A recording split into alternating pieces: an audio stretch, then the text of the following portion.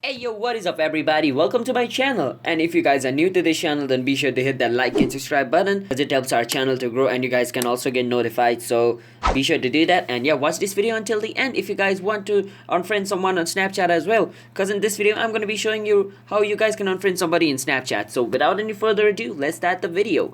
So to unfriend someone on Snapchat, it's pretty simple. So follow these steps. First thing first, go to your profile at the top by clicking on it.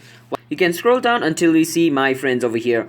So click on my friends. Now over here it's gonna show you all the people you have added on your Snapchat, and if you don't see the person's name displayed over here because you have a lot of friend, like I don't have a lot of friend right now, but if you have a lot of friend, you can type the person's name by clicking on find friend right now. So let's say, you see, this is the only friend I have. Go on my friend and click on the friend you want to unfriend. So let's say I want to unfriend, you can click on his name.